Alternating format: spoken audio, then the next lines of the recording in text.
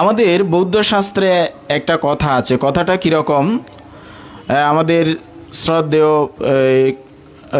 শান্তরক্ষিত ভান্তে একটা গাথা বলেছেন, জীবিতাং ব্যাধি কালোচা। আমার দেহ কোথায় নিক্ষিপ্ত হবে, অর্থাৎ মৃত্যুটা কোথায় হবে আমি জানি না। তো ভগবান তথাগত সম্যক সম্বুদ্ধের সময়ে একজন ব্রাহ্মণ ছিলেন, ওনার নাম হচ্ছে শ্মশান শুদ্দিক।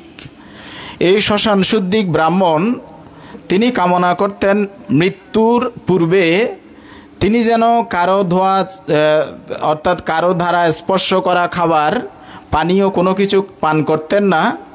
তিনি কামনা করতেন মৃত্যুর পরে যেন অন্য কোনো মানুষকে দাফন করা হয়েছে, দাহ করা হয়েছে, চিতায় জ্বালানো হয়েছে, এরকম জায়গায় যেন তার শ্মশান না হয়। এই চিন্তাটা তিনি রেখে, মাথার মধ্যে রেখে তিনি কি করছেন, তিনি এমন একটা স্থান নির্বাচন করছেন যার চারদিকে পাহাড়। এই পাহাড়ের মাঝখানে, চারদিকে পাহাড়ের মাঝখানে একটা সমতল জায়গা ছিল। তিনি কি করলেন, তিনি সেই স্থানটা তার শ্মশানের জন্য নির্বাচন করলেন।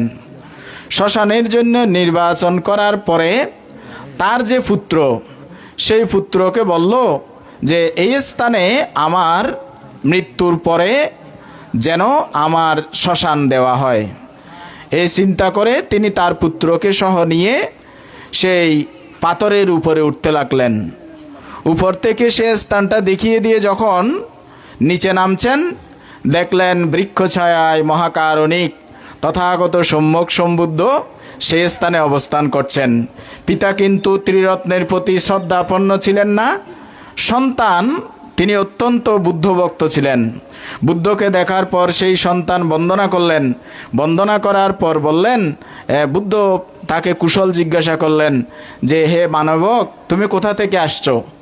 বলে যে আমার বাবা চান যে স্থান অন্য কারো দ্বারা এই শ্মশানে দাহ করা হয়নি, সে স্থানে যেন তার শরীরটা দাহ করা হয়। সেই জন্য ওই চারিদিকে পাহাড়ের মাঝখানে সমতল জায়গাটা নির্বাচন করেছেন।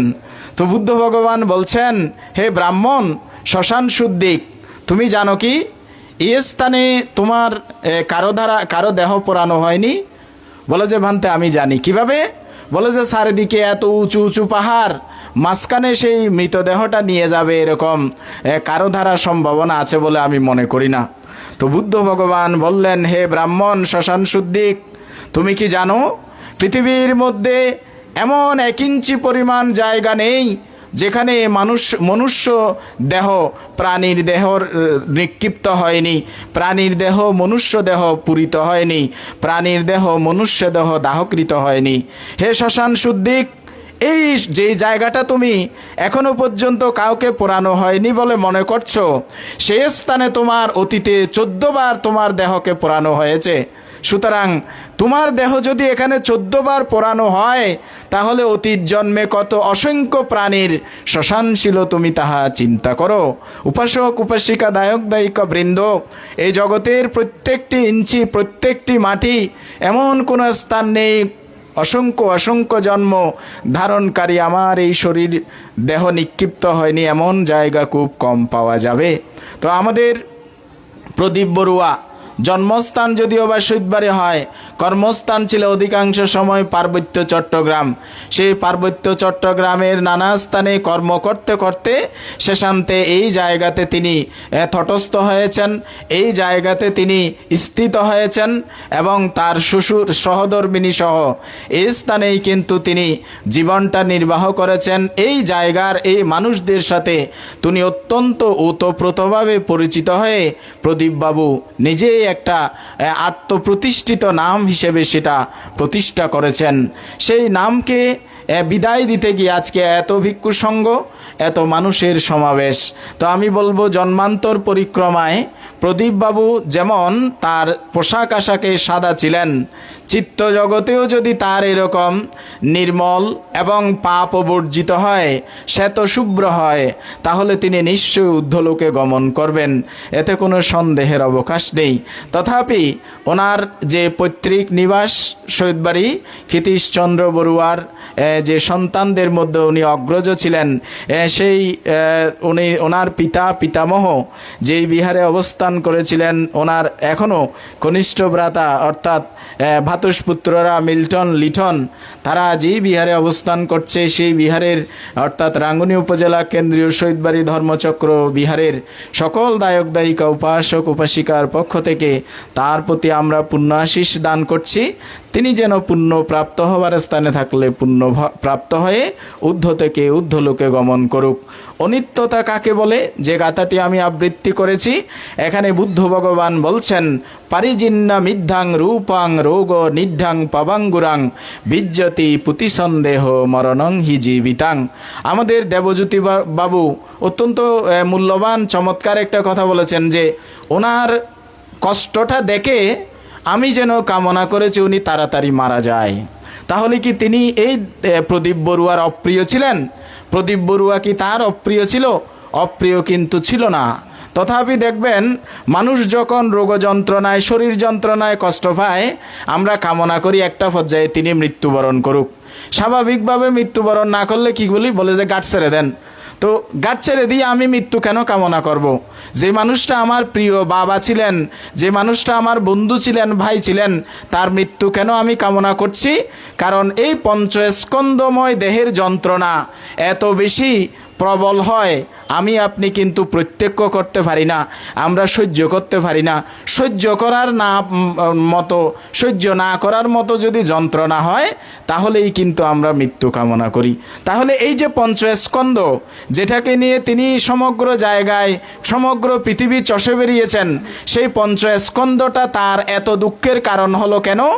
ভগবান তথাগত সম্মুখ সম্বুদ্ধ আমাদেরকে সেই শিক্ষাই দিয়েছেন। চতুরার্য সত্যের প্রথম আর্য সত্য দেশনার মধ্যে কি বলেছেন? সংকীর্তে না পঞ্চ উপাদানখন্দ দুঃখা। সংক্ষিপ্তভাবে এই পঞ্চ উপাদানের স্কন্ধই হচ্ছে দুঃখ।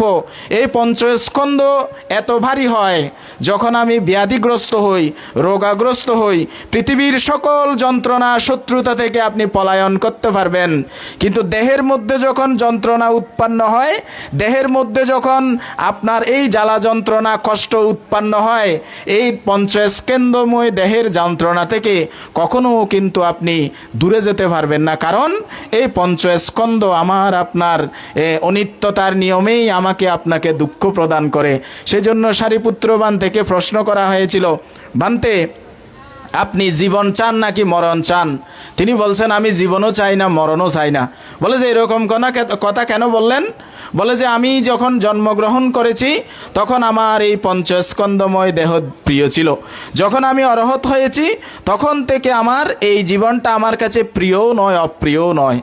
এই বোঝা মানুষ যখন মুড়া থেকে যেমন আমরা লাকড়ি নিয়ে আসি, এই লাকড়িটা ঘর পর্যন্ত না আনা পর্যন্ত বর হলে 2-3 বার রাস্তার মধ্যে জিরিয়ে হলেও সেই লাকড়ির বোঝাটা কিন্তু আমার বাড়িতে এনেই কিন্তু রাখবো, কারণ আমি বোঝাটা নিয়েছি আমার ঘরে ব্যবহারের জন্য। বলেছেন এই পঞ্চস্কন্ধময় দেহটা হচ্ছে এরকম একটা বোঝা, যেটিকে ফেলেও দেওয়া যায় না, রাখাও যায় না। স্বাভাবিকভাবেই জীবন মৃত্যুর সন্ধিক্ষণে যখন এই দেহের পরিসমাপ্তি হবে, এই বোঝাটা কিন্তু তখন আপনি নেমে যাবে। কিন্তু আমাদের বোঝা তো নামবে না কেন? কারণ আমরা তো কেউ ওনার মতো তৃষ্ণামুক্ত হইনি। এই জন্য একটার পর একটা পঞ্চস্কন্ধময় দেহ আমি ধারণ করতে থাকবো, আপনি ধারণ করতে থাকবো, একটার পর একটা বোঝা কিন্তু কাঁধে নিতে থাকবে। এই জন্য বলছেন কি, এই পরিজিন্না মিদ্যাং রূপাং রোগ নিড্ঢাং পবঙ্গুরাং। এই দেহটা রোগের আতুরঘর, এই দেহটা ক্ষণে ক্ষণে ভাঙছে, আবার নতুনভাবে তৈরি হচ্ছে। এবং ক্ষণভঙ্গুর, যে বলেছেন কি বিজ্জতি পুতিসন্দেহ মরণং হি জীবিতাং। এই একটি দেহের পরিসমাপ্তি হয় একবার মৃত্যুর মধ্য দিয়ে। তার মানে আরও অজস্র জন্ম তিনি ধারণ করবেন, অজস্র দেহ তিনি ধারণ করবেন, অজস্র দেহের সেই দুঃখগুলো তাকে আপনাকে আমাকে ভোগ করতে হবে। সেই জন্য চন্দ্রপ্রিয় ভান্তে বলেছেন কি, আমরা সবাই এখানে পৃথিবীতে এসেছি মরার জন্য। তো মরার জন্য যখন এসেছি, আজকে আমাদের শিক্ষা কি? আজকে হচ্ছে উনি যেই যন্ত্রণাটা পেয়েছেন ওনার কর্মপ্রভাবেই তিনি কিন্তু পেয়েছিলেন। তো আমরাও কিন্তু কিভাবে মৃত্যুবরণ করব, এই দেহের মধ্যে মধ্যে কোন ব্যাধি কখন উৎপন্ন হবে আমরা কেউ জানি না বিধায় আমাদেরকে মৃত্যু সম্পর্কে সচেতন হতে হবে। মৃত্যু সম্পর্কে সচেতন হওয়া মানে অবিরত কুশল কর্ম করা, পুণ্য কর্ম করা, যেন আমি